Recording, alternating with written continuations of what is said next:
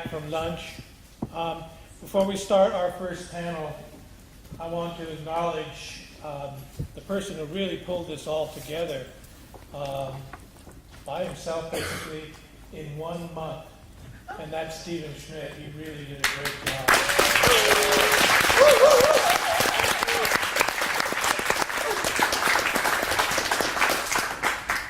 And we decided on these 3 panels because they really do seem to fit in a circle. I think we're all here because we've had in the past, or we had some kind of experience, practice, that sparked an interest in going into something more powerful, divine, deeper, whatever word you want to use. That led us to wanting to investigate that, to inquire into it. That led to research. And then we thought, I want to teach this. So we taught. And out of teaching, we had more experiences in practice. And it's become this circle of practice, research, teach, practice, research, and teach. So those are the themes of the 3 panels. This is our first panel on transpersonal education. They will introduce themselves, so I'm just going to let them take it off. Thank you.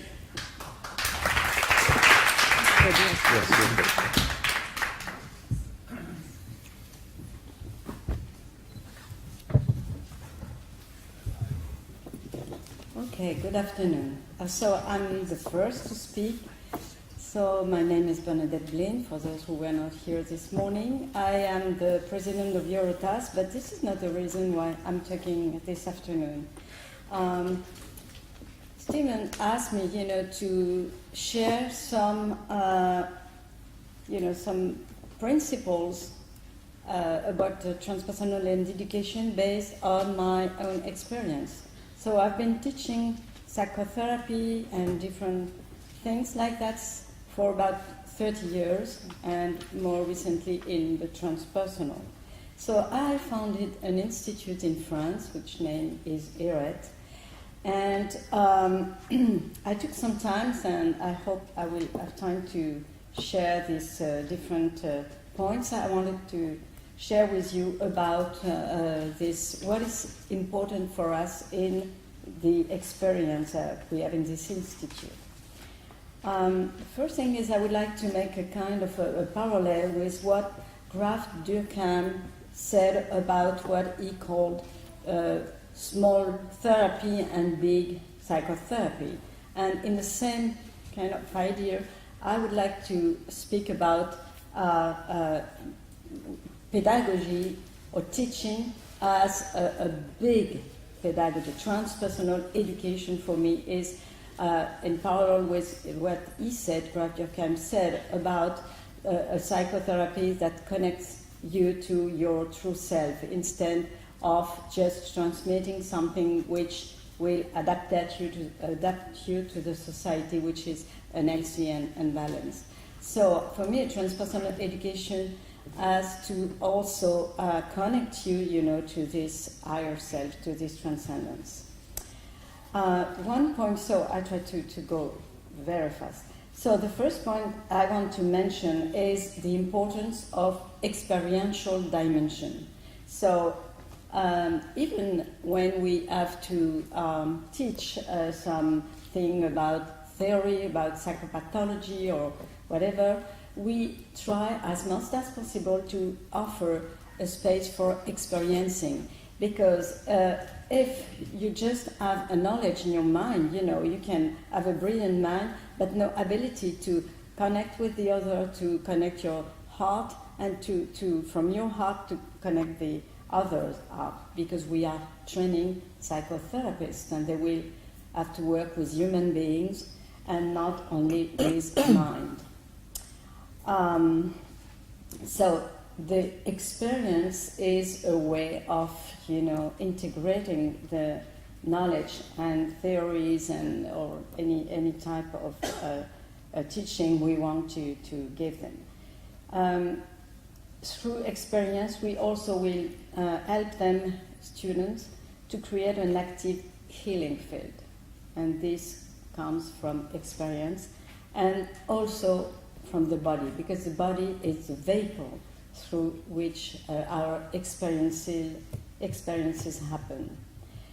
I think that personally, that transpersonal without a body, if I can say that, will stay superficial and an illusion. So it's very important that people, when they enter and when they develop transpersonal experiences, education, they also are grounded. So we will never teach anything without taking the body into account.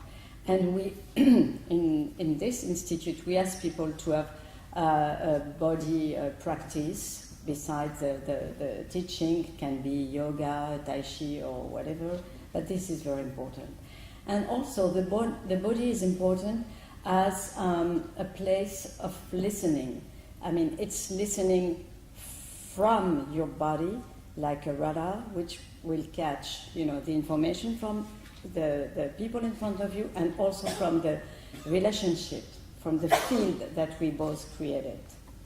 So it's the same thing in a class than it can be in a psychotherapeutic session. We can learn how to use our body, as an informational space. Another point is our transpersonal pedagogy teaches what I would say a two-track vision. One is focused on the academic knowledge, and this is important, as we know, but if there is not the other side, it will be not relevant. And the other vision, the other track, is opening the non-ordinary level of consciousness, or what's called this morning holotropic states of consciousness. So I will not develop this part because we have heard about this. Another of our teaching priority is also based on developing students' creativity, and that's also an important part. We don't just give knowledge and expertise, but we want to help them to open up to or to reconnect with their own creativity and innovation. And as trainers, we really believe in the students' inner potential. And we are not only in contact with their personality and their facade, but also with their soul and their inner being. And this is important because this is what they will be invited to do with their future clients. Not only seeing what they are, but also reflecting on who they are. Another point is in a transpersonal education, it's not only, as I said, about knowledge or know-how, how to do, but also how to be. And there is an important part of the teaching which is focused on, the how you are, your inner being, and that's terrible. Okay, well. Oh no, I prepare the other side. Searches on the other side. 30 You say seconds. so. Which side would you like? No. Okay, creativity. That's terrible. Okay, so what I will not speak about is collective intelligence and the horizontal process of learning instead of, vertical process. The teacher is not only an expert, but he's a facilitator, and both the teacher and the students co-create a field and innovate or create new understanding. And last point, but I think it's also important, for us, for the teachers, to help the student get in touch with what is, of course, beyond the ego, and what I would say with the mystery, because it's always more than what we think it is, and creating, or we always must keep a space available for the unknown and what I would call the unknowable. So I skip on this, and the last point, two last points. In transpersonal psychotherapy and transpersonal education, we are not only focused on the past, the traumas, the wounds, but also on the resources on self-actualization. That's it. Enough. And the last point I'm really interested in is what we call the therapist anthropology. By that I mean that as psychotherapists we are working with all our belief system, all the visions that we have introjected from our parents, environment, and so on. And it's very important for us to understand and to see clearly what are these beliefs, so that we can or adjust them in case they are inappropriate, or to use them in a better way, to be more efficient. Because very often, people think the way they see the other, the vision of the human being in place in the universe and so on, is shared by everybody, but this is not what it is. So based on our family origins and so on, we carry within us a certain anthropology, and this is for me also something that we have to be very clear of. And my very short conclusion is that instead of only education in a transpersonal way is more like, for me, a path of transformation and a real initiation. That's it. Thank you.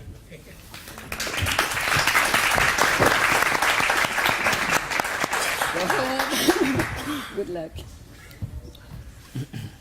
I'm Glenn Hartelius. I'm associate professor here at Sofia University. I also teach courses at Middlesex University, have been associated with CIIS, EUROTA, and a community college in Oakland. And so I've taught at the undergraduate, the master's, and the PhD level.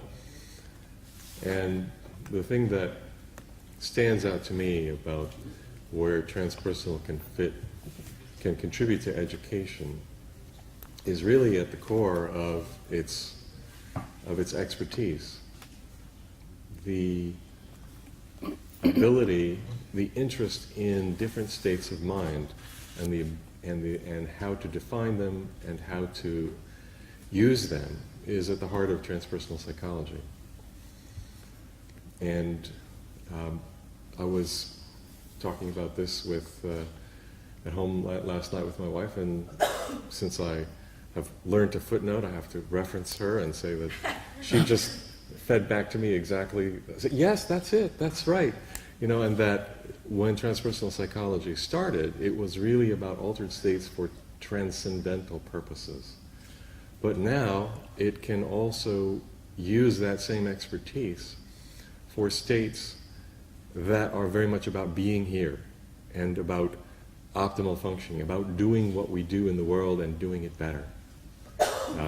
Focus, concentration, attention, relaxation, presence, empathy, all of these things have to do with how you shift your way of being. The work that I do with attention looks at attention in a different way. It looks at it more in a transpersonal way. Attention, in our normal way of thinking, attention is, if you say, where is your attention? You say, well, my attention is on such and such. And what we're doing is we're pointing out where the attention is going. But we're not paying attention, we're not noticing where the attention is coming from. And when we look at where the attention is coming from, and we begin the process of feeling that aspect of the mind, and then being able to move ourselves out of that normal cognitive head-based state that only looks at the mind as content, that only looks at the mind as cognition, then we begin to be able to feel our own presence and where we are. As we do that, it becomes possible to shift the mind, to come quickly out of that state of busy mind into a quiet and focused place. I've used this with students from the undergraduate to the graduate level with good results. And the thing is, because the transpersonal deals with the whole person, It doesn't just deal with the mind that is up here. As Bernadette said, the body is also an informational space. But not just sitting in the head and getting information from the body, but actually inhabiting the body. Not just acknowledging the whole person, but being the whole person. And that opens the ability to understand and describe what it is to focus the mind, what it is to get into a state of quiet concentration, what it is to get into a state of mindful meditation, not just for the sake of evolution or for the sake of achieving contact with something transcendent, but for the sake of being able to show up, study, comprehend, perceive, be present with another person, hold a room. All of those things are aspects that a more whole-bodied, embodied, transpersonal approach opens. So I think that the basic skill set, the basic interest of transpersonal psychology is very applicable, and that as we turn and begin to do research on these kinds of things, and I very much enjoyed the presentations this morning, and one of the good things about transpersonal is it allows for diversity. And I'm actually of the position that what we bring to science is actually of benefit to science. In other words, we're bringing a different way of analyzing. We're bringing the ability to study things that can't be studied from ordinary presuppositions. And as we do that, we can actually contribute to where science is going. There's a sense in which, as was noted this morning, transpersonal field was well ahead of the curve on a number of important areas that are just coming to the fore now. And it's true that these were not popular within mainstream for a long time, but mainstream is coming around. And I think that we have a lot to offer by owning both the traditional topics that we have and bringing them in an empirical work and doing the research that is necessary to make those topics relevant and within a frame that is uniquely transpersonal. Thank you.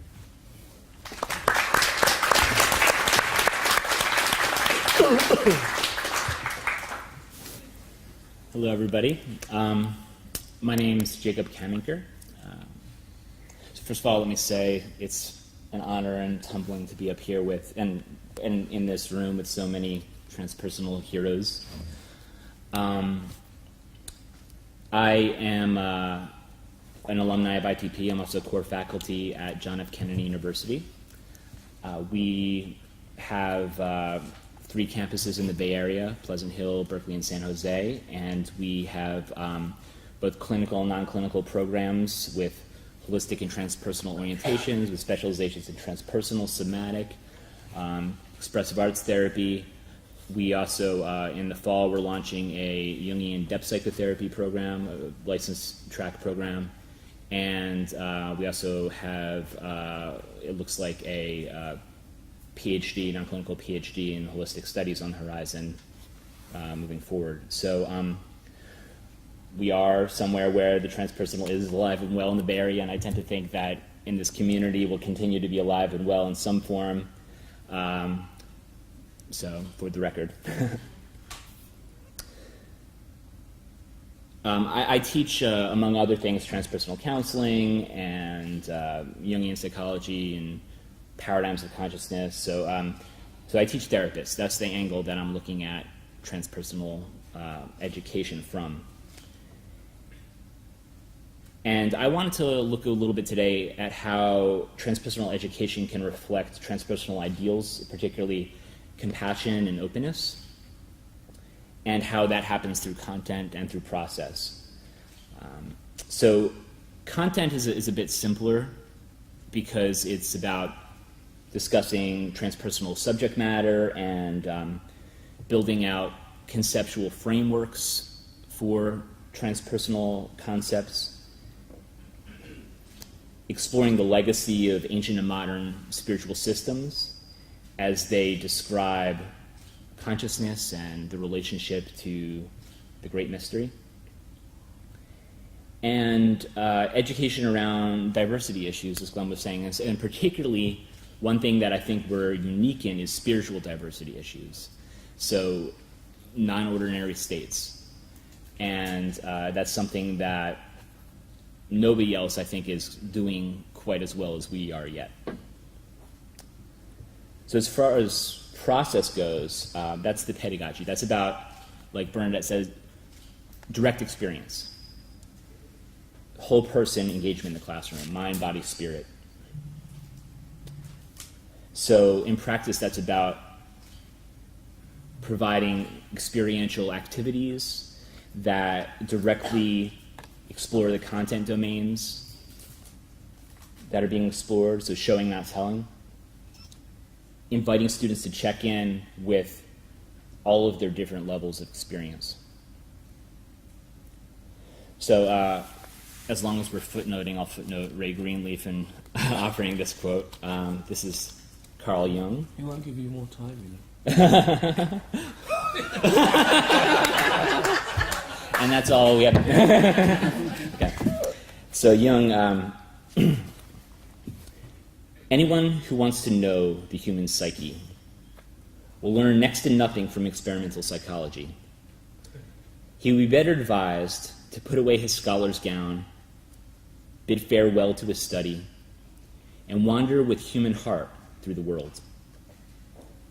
There, in the horrors of prisons, lunatic asylums and hospitals, in drab suburban pubs, in brothels and gambling hells, in the salons of the elegant, the stock exchanges, socialist meetings, churches, revivalist gatherings, and ecstatic sex, through love and hate, through the experience of passion in every form in his own body, he would reap richer stores of knowledge than textbooks a foot thick could give him.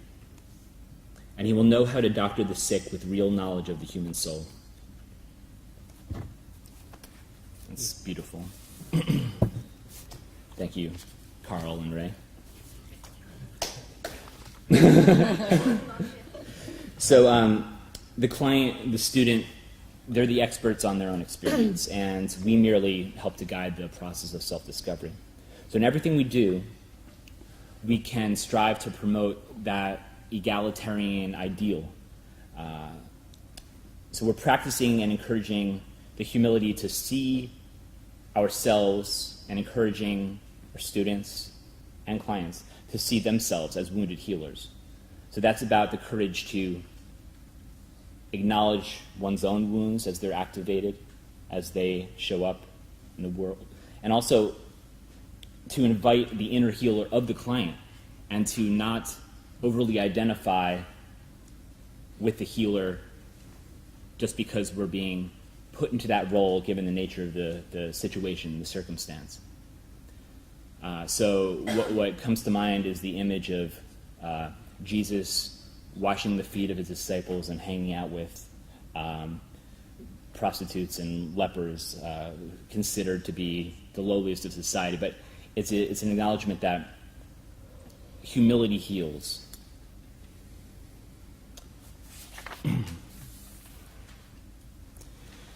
So it's an attitude towards training empathy. And transpersonal educators can practice and model these ideals. So James Hillman says that psychotherapy has set itself up as helping or pacifying the disturbed, but he calls this a progressivist fantasy, and that the idea that we'll make things better, easier, softer, more dealable, or copable. But sometimes the psyche upsets us in order to go further. So healing comes from the openness and acceptance to the whole range of human experience, from the traumatic to the transpersonal. And that transpersonal education in my opinion, should strive to not only teach but practice from that belief that we're all in this human experience together, and we're all bravely facing the unknown. So.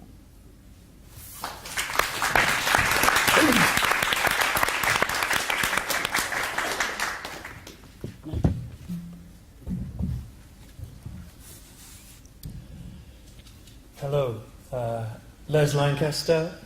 I introduced myself this morning as current president of the ITA.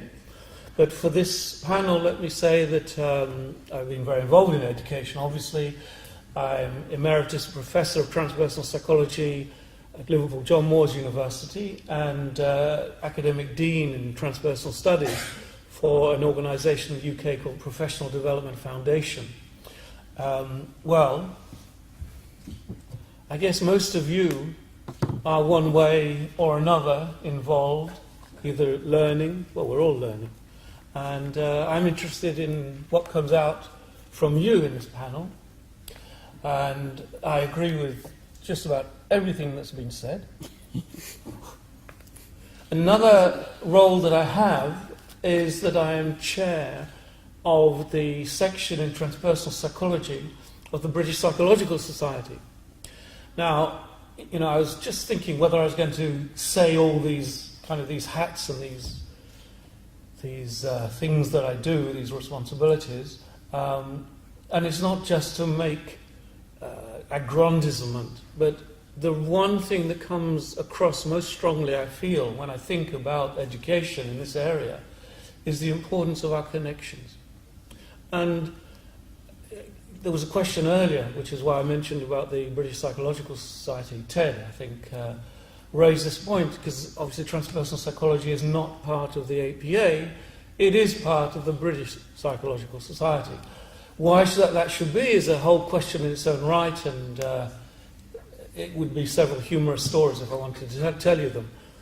But it is important. It is important, and I think this links also to what Glenn was saying about our relationship to science. So I've been involved with many other areas in the academy.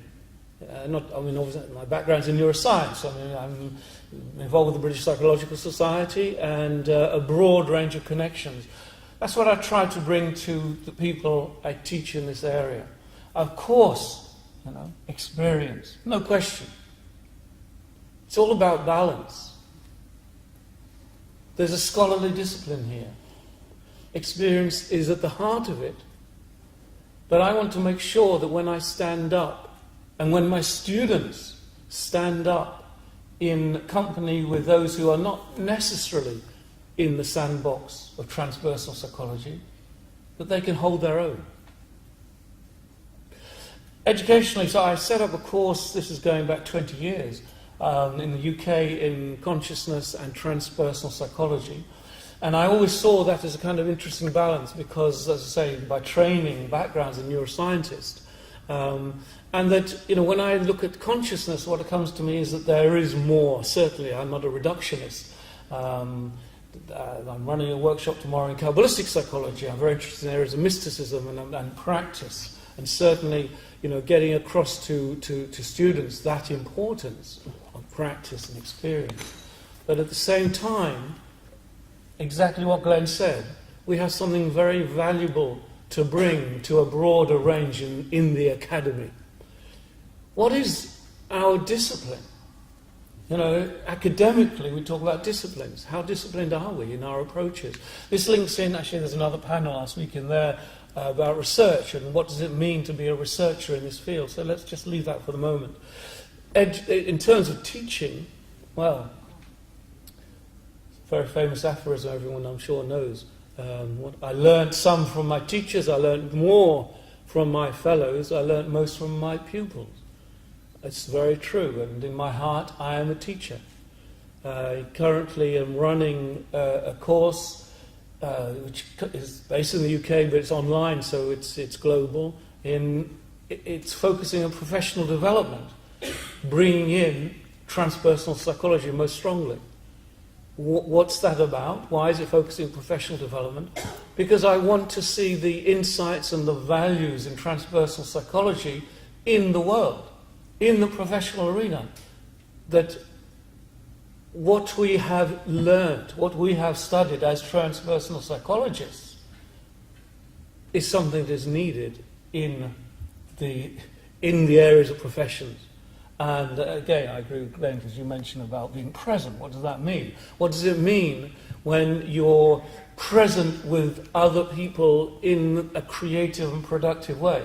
You mentioned compassion, central. You know, so much is changing in the world of psychology and therapy and in those other professions. Mention of 1 minute? 1 minute. Okay. Mention of mindfulness. You know, that came up this morning with Jim. And the problem with mindfulness out there in the health world, in the business world, and it's all exploding, the problem is they don't know the first thing about where these techniques are coming from. And there's a backlash. You know, a good friend of mine, he's a Tibetan Buddhist, and they have a whole outfit running meditation class and so on. They've got a problem. The problem they've got is they're getting inundated by people who are kind of off balance. And they're being encouraged. You know, they were in some area of the health system taking medication or whatever they were doing. They're now being encouraged to drop all that because mindfulness is the panacea. So people do not understand the spiritual and the mystical background of these things. And that's where we're at. Where are the transpersonal psychologists? Because what transpersonal psychology is above all else, this is my view, and I say it here because it's about education and that's what I want to teach. What transpersonal psychology is about beyond anything else is having your feet in two areas, at least two. And that is, you know, the psychology, the scientific world of psychology, but also these wonderful, great wisdom traditions. And too often, we get these potted versions. And that's the other point. I just want to maybe finish with this. You know, when I said that I have different connections, I've taught these areas of consciousness studies, transpersonal psychology, in a major university, huge, big, large student body and so on. And the great advantage of that is that I draw on other people's expertise. It's not an island, it's integrated, it's connected. And that's what I want my students to recognize and to go out into the world and know where to look for these sources of insight. Thank you.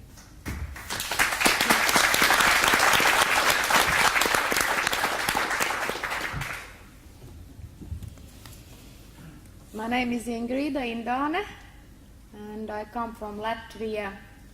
It's an eastern country near Baltic Sea, far away, just 1 square centimeter on the map, but very strong country, believe me.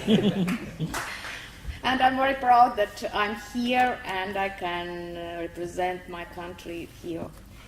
I'm also EUROTAS board member and also the board director of Latvian Transpersonal Association of Psychology and Psychotherapy.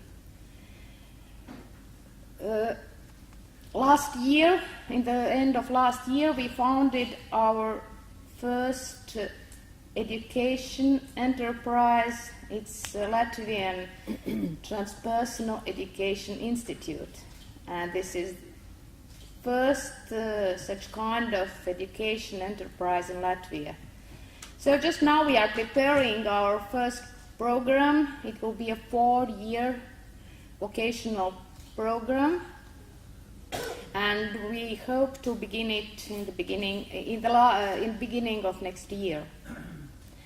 So, but I would like to share a little bit with you how we got so far. So, when I was a teenager myself, and if somebody asked me, if you had lots of millions of dollars, what would you do? And my answer was, I would change the education system.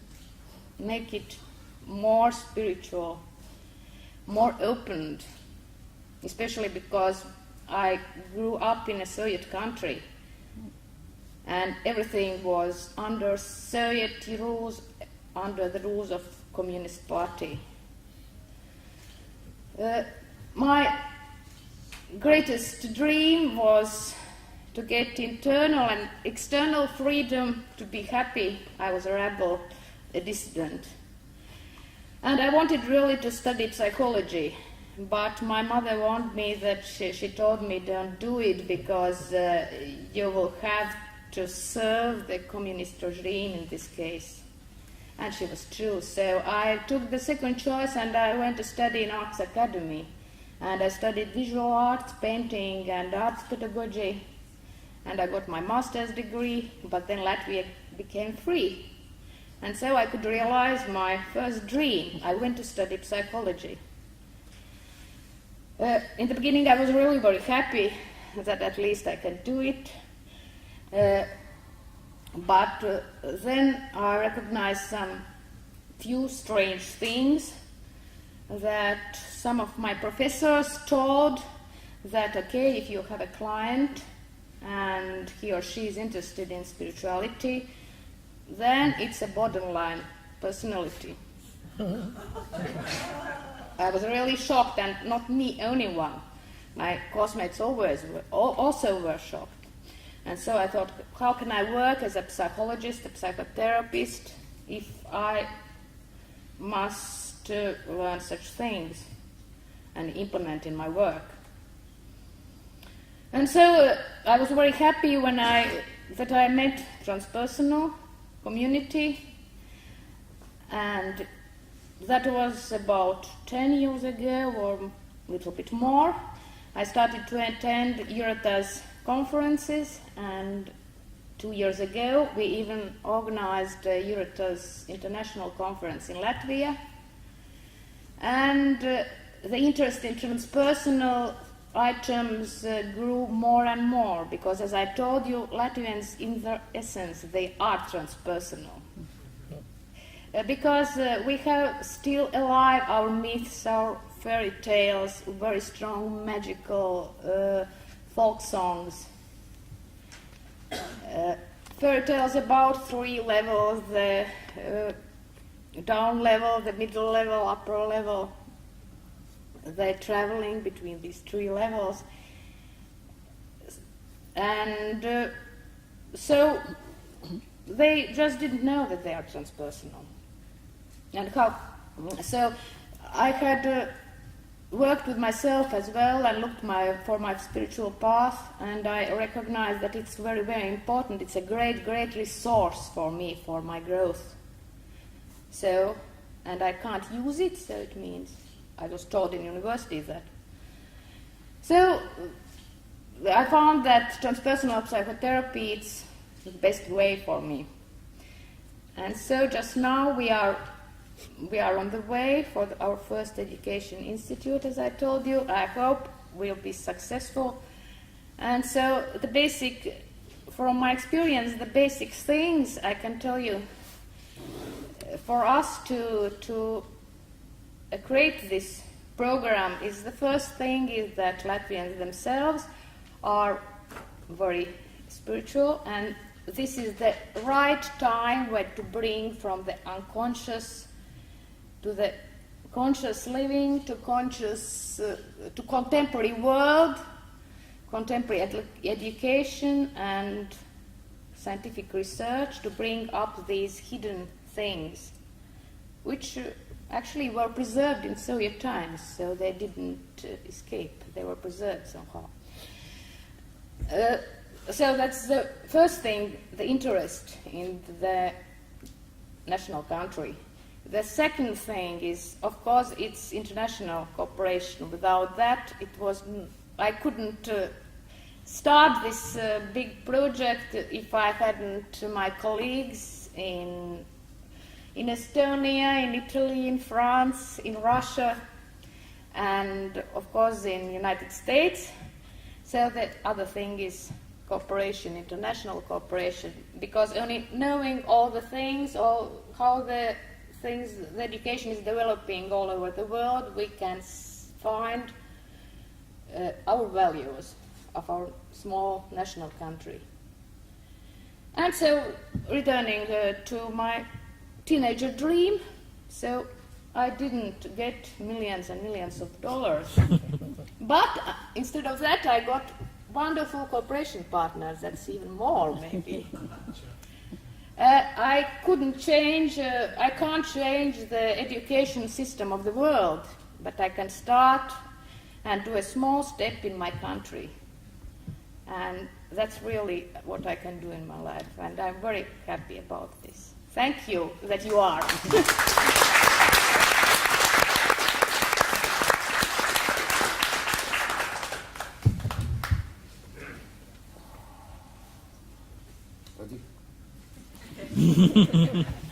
Yuri Byszonski, President of the Estonian Transpersonal Association.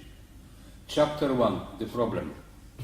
When we went to school, how many teachers have touched our soul? How many teachers have touched our heart? 3, 2, or maybe 0. If we go to a school today, any school around the world, and we ask the pupils, do you love school? How many of them will say that they love their school?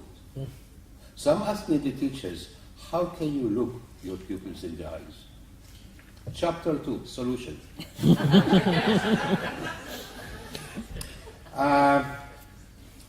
The solution is transpersonal education because, as my friend Maikov said, education is the best tool to start changing humanity and the world around us. So when transpersonal education starts, the subject of prenatal transpersonal education is only under development. So I'm going to talk with you about kindergarten. I want you to imagine a kindergarten when we're going to teach children to meditate. I promise you, attention deficit disorder is going to disappear. I want you to imagine a primary school when we start each day with sharing and talking about feelings. How do you feel? Anything you want to share? What happened in the family? What are your dreams? What are your fears? What makes you happy? What makes you sad? I want you to imagine a secondary school when pupils are put in groups of 5. And it works like that. Wherever there is an exam, you are not receiving individual mark, you receive the collective mark of your group. In these groups of 5, each student has a strength in another subject. And we are responsible for each other. We're teaching cooperation rather than competition. If you want to see what competition has done, just look at the state of capitalism. Sorry, but this is the result. Now, education has known too many revolutions and too many reforms. No other system knew so many reforms and revolutions. So let's forget about it. Let's see what has not been done. Since Plato and Socrates, during the Greek time, Jean-Jacques Rousseau, Makarenko, Rudolf Steiner, Maria Montessori, Janusz Korczak, there are so many philosophers and educators that I have not even mentioned. They sat, and Krishnamurti, that have created the most amazing philosophies on education. And they always stayed somewhere in the fringe, in the sidelines. Why they have not caught the mainstream? Because there's one thing we have forgotten. We have forgotten to ask the customer what the customer wants. And I want you to imagine that we take a group of teenagers in different parts of the country or the world. We're going to talk to them about mission, passion, and compassion. And then we tell them, you've got 1 week to reach a group decision about what kind of school you would like to have. What would you like to learn? How would you like to learn it? And who would you like your teachers to be? We never ask them what they want. We are so arrogant that we know better than them. So if this is the situation in schools, why we keep sending our children there? Because we're hoping when they grow up, they're going to find a transpersonal psychotherapist or transpersonal psychologist, they're going to fix the long life damage that was inflicted on them. So yes, I've got my institute and I'm training transpersonal psychotherapists, but what are we doing? We are fixing a long life damage that was created by the so-called educational system. Now, when I'm actually lecturing about this subject, different countries in the world, one of the criticisms is that young people don't know what they want, so we need to tell them. But another criticism is the system will never approve schools like that. It's true. The system will never approve schools like that. Why do we need approval of the system? Let's occupy education. Let's take the education into our own hands. Let's not wait for other people to recognize us or accredit us. Because education is the future of our humanity, is the future of our society. And the most important thing, what is for me a transpersonal psychotherapist? A transpersonal psychotherapist is not somebody that identifies a problem and tries to fix it. A transpersonal psychotherapist is somebody that finds what is right and teach the person how to use it. We are educators. We are teachers. We're not therapists. We're not psychologists. We are teachers. We are educating people to think in a different way. So, in certain countries around the world, some people already have taken matters into their own hands. I'm in touch with some of those people. They created their own study groups for children, their own kindergartens, even their own schools, and they're starting from the basis. And the question is to start thinking what kind of world we want to leave behind us for the next generation. What kind of world we want to leave behind us for our children? This is the most important question. Thank you very much.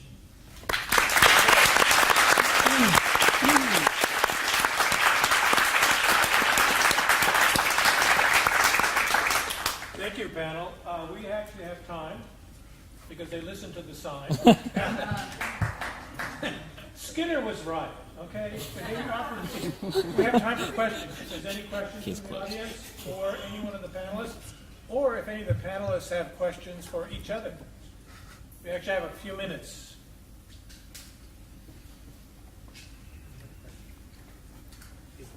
I don't know if we need to use the mic, but Okay, well, then I'll, it's a small group. Yeah, go. I'm here. I might as Yeah, well, use the mic. if it's working, and it's not. Thank you all for your presentation. I appreciate this important topic. Wanted to ask the fostering member of the panel to what are the promises and pitfalls that we might see from some of the trends in education that we're noticing with regards to for-profit education and online education, how that changes. I know some of you have spoken to the value of presence, and with online education becoming more of the norm, the question is, how do we foster presence if we're not in fact able to sit with and be with our students?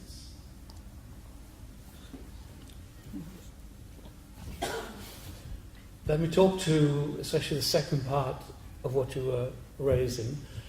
Maybe someone else will come in on the first part.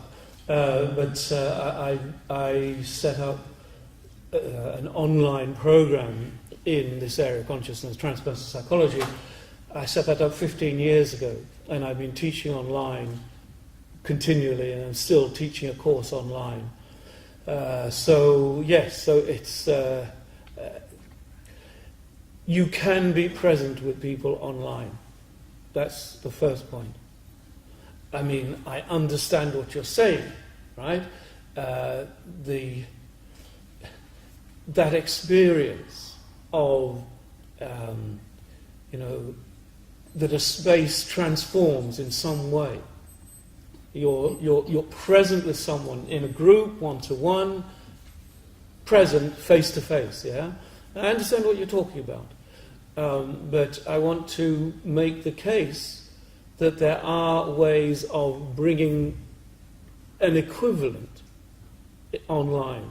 And of course, I mean, when I started teaching online, there were more restrictions than we have today. Today, it's really very easy to have webinars or to, through voice systems, to have synchronous activity. Certainly, that can bring present. You can be present with people in diverse countries in this system. And I think it's a creative challenge. Now, the question is, are the downsides as strong as I think you were kind of implying? And of course, we can always, with online education, have meetings. I mean, a summer school or some kind of place where you connect, and that's valuable. But I want to disagree with the basic premise. And there's something else, actually, I will just bring in as well. There are obvious strengths to online education. I mean, obviously, I've got students in Australia and Canada and so on. So, obviously that's the point. You can reach, it's a global, I mean, it's not just a cliche word. We're talking about global programs. And people have working commitments and they can't make other times. There's lots of strengths in that way. The one thing that I think, and this maybe links into what I was saying earlier, I'll make it quick. Teaching online challenges me to re-examine the balance between experiential and, if you like, more traditional, more scholarly kind of learning. It challenges me to look at that balance. The last thing I would want to say is that experiential work is not important. Of course it is, there's no question about that. But I think that the way that online challenges me to get the academic, the scholarly content up there and available, I think that's a good challenge. I'll say something quickly to that. So, I mean, personally, I really like teaching in person, and I think that there's something that, I would miss in that exchange. And at the same time, we do have a number of online programs, and there are really interesting technological solutions for the distance, where there are, like our online classrooms have video conferencing and breakout rooms and that sort of thing, where you can really mimic some of the elements of an in-person classroom. And while I don't personally use those modalities, I have colleagues who do, and it's always really interesting to hear about what's on the cutting edge of those educational methods. I have a couple quick points on that also. One is that for me the problem with a for-profit education system is that it is trying to generate efficiency in the denomination of dollars, which is not the denomination of education. With presence, with online education, what I find is in person, it's kind of more obvious that I'm able to be present with the students, but with an online education, they are required to be more present with me, because each one of them has to respond, and I get to engage with each one of them individually. Finally, the quality of presence that one brings determines the words that you choose. So it's like you read some authors, you know exactly where they are. I mean, that's one of the powers of poetry, is that when you hear it, the way that the words are put together inducts you into the state of the person who was writing the poetry, so that when you are writing it in an online forum or anywhere else, the quality of presence that you bring to the construction of your words will be conveyed to the person, to those who read. Okay.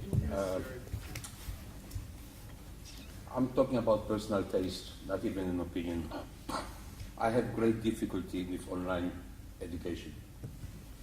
Personally, when I go to learn, I go for 3 reasons. First reason is to meet other people. Second reason is to have fun. Third reason is, by the way, to learn something. We are living, in my opinion, in a very isolated and sad society. The other day in a restaurant, I saw a couple. They were sharing a meal, and each one of them was sitting with their phone and doing something. There was no conversation. There's no communication anymore. We're talking, you don't learn how to drive a car online, and you don't make love by reading the Kama Sutra. Okay? And we need experiential things. We need to be able to touch the human soul. So, yes, we can reach people far away, but we have to be very careful that we don't miss the personal communication. Because in my opinion, where humanity stands today is this lack of personal contact. We're getting more and more isolated. And I'm talking about myself. I sit at night at home. I've got a computer with 2 screens. I've got Facebook on one screen, Skype on the other screen, and I'm looking if there are any other desperados that are online in the middle of the night.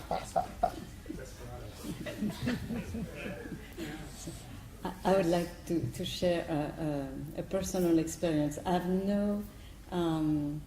nothing to say, really. I have no experience with online teaching either side. But 30 years ago, I recorded some guided relaxation CDs, and also I gave radio programs with these guided relaxations. And happened a time, the radio had problems and they had to stop these programs. And I was very surprised that I got many, many letters and testimonies and feedbacks from people telling the main thing that they got from me was, they said, about the quality of my presence. I never met them. I never had, any direct feedback with them, and I really was absolutely surprised. This is the only thing I can say, but because I would be a little bit on the US side, but this is what I lived 30 years ago. So. Thank you. Quality of the connection. Thank you. So, thank you, education panel.